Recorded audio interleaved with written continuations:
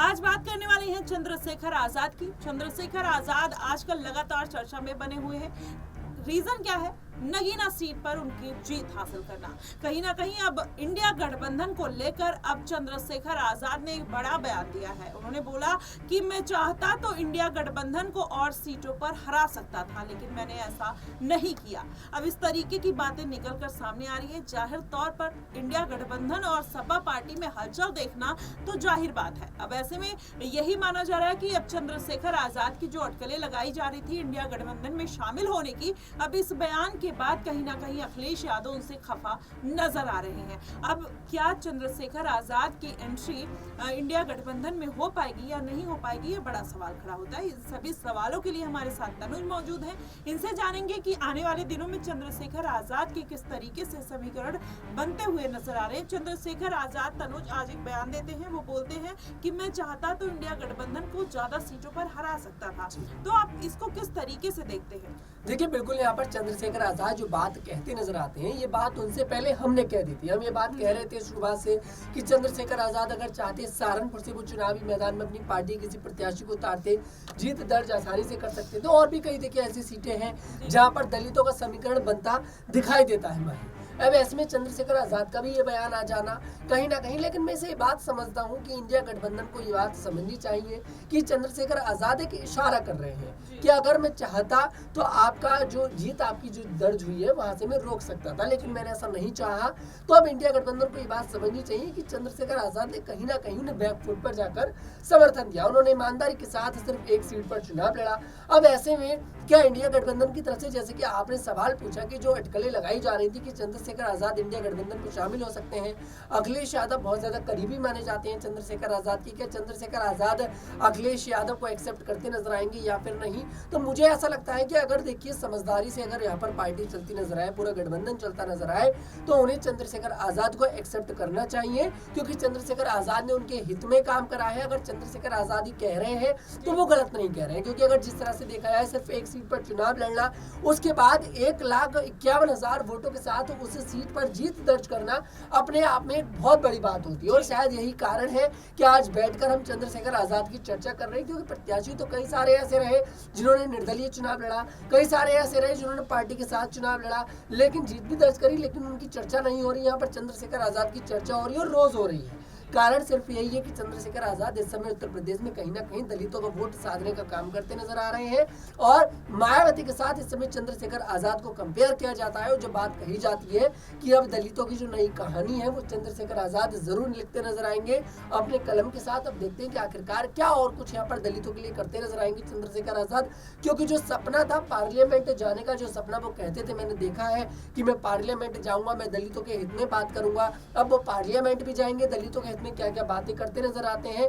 क्योंकि उनका जो सामना होने वाला है उस पार्टी से होने वाला है, बीजेपी पार्टी से, जो पार्टी कहीं ना कहीं आरक्षण को खत्म करने की बात करती नजर आती थी। उसके जो नेता थे आरक्षण को खत्म करने की बात करते नजर आते थे। बहुत ज्यादा पेपर लीक का मामला बीजेपी में देखा गया, और अब देखते हैं कि आखिरकार क्या कुछ यहाँ पर चंद्रशेखर आजाद करते नजर आएंगे। आरक्षण का मुद्दा है, कई सारे ऐसे मुद्दे हैं, पेपर लीक का मुद्दा है, किन किन मुद्दों को जाकर पार्लियामेंट में चंद्रशेखर आजाद उठाते नजर आएंगे, ये देखना काफी ज्यादा दिलचस्प होगा। तनुज, लेकिन यहाँ पे एक सवाल और खड़ा हो जाता है। आपने तमाम तरीके का जिक्र किया, लेकिन अभी चंद्रशेखर आजाद ने ये जो बयान दिया है, कहीं ना कहीं आपको नहीं लगता है कि ये इंडिया गठबंधन की काबिलियत पे एक तरीके से सवाल उठाया उन्होंने कि अगर एक सीट पर जीत दर्ज करने के बाद चंद्रशेखर आजाद में इतना कॉन्फिडेंस है कि वो चाहते तो और सीटों पर इंडिया गठबंधन को हरा सकते थे, तो ऐसे में कहीं ना कहीं इंडिया गठबंधन को इस बात से झटका लगेगा, क्योंकि कुछ दिन पहले जब अखिलेश यादव उनको नाकाबिल समझकर उनको नगीना सीट पर दरकिनार कर देते हैं और अपने प्रत्याशी को मैदान में उतार देते हैं, अगर इंडिया गठबंधन को इतना डर होता कि चंद्रशेखर आजाद और सीटों पर उनको हार दिला सकते हैं, तो वो अपने साथ ही रखते उनको। देखिए, कहीं ना कहीं जो इंडिया गठबंधन है वो उनको उस चीज के लिए समझा नहीं पाया। जो भी चीजें रही होंगी वो कारण नहीं, डीलिंग नहीं हो पाई होगी, वो अलग हो जाते हैं। लेकिन यहाँ पर अगर देखा जाए तो उत्तर प्रदेश में अगर देखा जाए इंडिया गठबंधन बखूबी बहुत अच्छा काम करता नजर आया है। 7 सीटों पर कांग्रेस ने जीत दर्ज करी, 37 सीटों पर समाजवादी पार्टी ने जीत दर्ज करी, भारतीय जनता पार्टी मात्र 33 सीटों में सिमट गई। तो कहीं ना कहीं उत्तर प्रदेश में अच्छा काम यहाँ पर इंडिया गठबंधन करता नजर आया। लेकिन अगर दूसरे प्रदेशों की अगर बात करी जाए तो मुझे नहीं लगता कि इंडिया गठबंधन बंधन अच्छे से काम करता नजर आया। मध्य प्रदेश की जो सबसे ज्यादा चर्चित सीट थी छिंदवाड़ा, जो कि कमलनाथ की सीट देखिए कही जाती गढ़ कहा जाता था कांग्रेस का, वो सीट भी इस बार भारतीय जनता पार्टी के दामन में चली गई। तो माही यहाँ पर ये बात समझने की जरूरी है कि कहीं ना कहीं जो उम्मीद कांग्रेस से करी जा रही थी कि अच्छा प्रदर्शन करेगी, मात्र 99 सीटों पर कांग्रेस सिमट जाती है, वो पार्टी जिसने एक बार देश में तकरीबन 400 सीटों से भी ऊपर सीटें लेकर वो पार्टी आई थी, आज वो पार्टी 99 सीटों पर सिमट रही है। भारतीय जनता पार्टी 240 पर जा रही, तो इसमें कोई झूठ नहीं है कि भारतीय जनता पार्टी भले देखिए नीचे तो आई है, लेकिन आप देखिए पूरा गठबंधन मात्र 234 सीटें लाता है और भारतीय जनता पार्टी 240 सीटें लाती है अकेली। और बहुमत के मतलब अगर देखा जाए तो पूरे एनडीए गठबंधन के साथ बहुमत का आंकड़ा पार करती है और 292 सीटें लेकर आती है। तो ऐसे में ये बात तो सच है कि बीजेपी से अभी भी कहीं ना कहीं जो गठबंधन है वो पीछे है, कांग्रेस जो है पीछे है, समाजवादी पार्टी जो है वो पीछे है।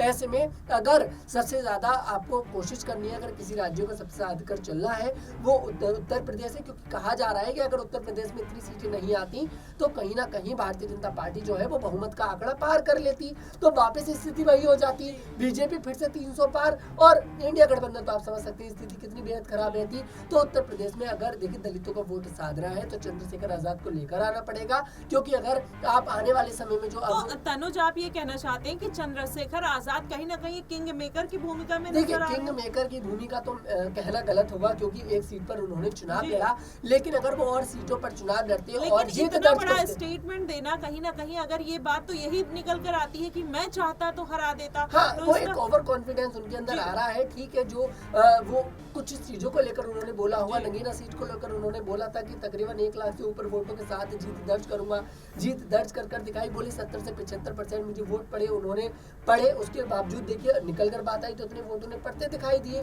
तो चंद्रशेखर आजाद मुझे ऐसा लगता है कि पहले वो चीजों को भाप लेते हैं, नोटिस करते हैं चीजों को, उसके बाद वो अपने बयान देते हैं। मैं जैसे शुरुआत से बोलता नजर आया कि चंद्रशेखर आजाद अपने बयानों को लेकर कि क्या वो बयान देने वाले हैं, उन बयानों को लेकर पहले से सक्रिय हो जाते हैं कि ये बयान मेरा सही साबित होगा या गलत। तो ऐसे में मुझे लगता है कि चंद्रशेखर आजाद ने चुनाव न लड़कर और सीटों पर गलती करी है। अगर वो लड़ते तो वाकई में वो जीत आसानी के साथ माही दर्ज करते नजर आते। बिल्कुल तनुज, लेकिन यहाँ पर अगर देखा जाए तो क्या अब आखिर में मायावती उनका खेल बिगाड़ेंगी या वो मायावती का खेल बिगाड़ते हुए नजर आ सकते हैं? मायावती का मुझे नहीं लगता कि मायावती किसी का खेल यहाँ पर बिगाड़ती नजर आएगी। इस बार तो बिगाड़ा उन्होंने, इंडिया गठबंधन और खेल इंडिया गठबंधन का बिगाड़ा, आजाद का खेल। देखिए मुझे ऐसा लगता है कि मायावती दूसरे का खेल बिगाड़, आप दूसरे के लिए गड्ढा मत खोदो, आप उस गड्ढे को उलांघकर आगे निकलने की कोशिश करो। मायावती जो है वो वहाँ स्थिर हो चुकी है।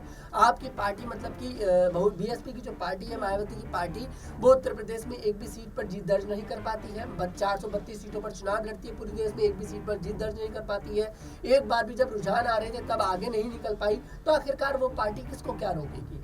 इस समय बीएसपी पार्टी को ये देखना जरूरी है कि आकाश आनंद जैसा उनके पास मोहरा है उसको चाल बनाकर उनको चलना चाहिए। आकाश आनंद का सही तरीके से मुझे ऐसा लगता है कि बीएसपी पार्टी इस्तेमाल नहीं कर पा रही है, मायावती जो है आकाश आनंद का इस्तेमाल नहीं कर पा रही है। ऐसे में मुझे ऐसा लगता है कि बीएसपी पार्टी जल्द खत्म होती नजर आएगी और चंद्रशेखर आजाद जो है दलितों के मसीहा जैसे वो अभी भी कहे जा रहे हैं, लेकिन आने वाले समय में उन्हें मायावती के साथ पूरी तरह से कंपेयर आसानी के साथ किया जा सकता है। जी बिल्कुल, अब देखना है, बेहद दिलचस्प होगा कि वाकई में जिस तरीके से तनुज ने पूरा समीकरण समझाया इस तरीके से अगर होता है, नहीं तो इंडिया गठबंधन के ऊपर चंद्रशेखर आजाद ने कहीं ना कहीं एक क्वेश्चन मार्क लगा दिया है। अब इससे समाजवादी पार्टी या फिर इंडिया गठबंधन का क्या रुख रहता है उनकी तरफ आने वाले विधानसभा चुनाव में, क्या आकाश आनंद उनके साथ चंद्रशेखर आजाद के साथ आएंगे या इंडिया गठबंधन उनके साथ आएगा या मायावती उनका दामन थामते हुए नजर आएंगी, तमाम सवाल खड़े होते हैं। लेकिन जिस तरीके से चंद्रशेखर आजाद की पहुंच जनता के बीच और लगातार पार्टियों के बीच बढ़ती हुई नजर आ रही है, माना यह जा रहा है कि चंद्रशेखर आजाद का जो कद है वह लगातार बढ़ रहा है, लेकिन उनका ये बयान कहीं ना कहीं ओवर कॉन्फिडेंस को दर्शाता है। फिलहाल आपको क्या कुछ लगता है कि चंद्रशेखर आजाद को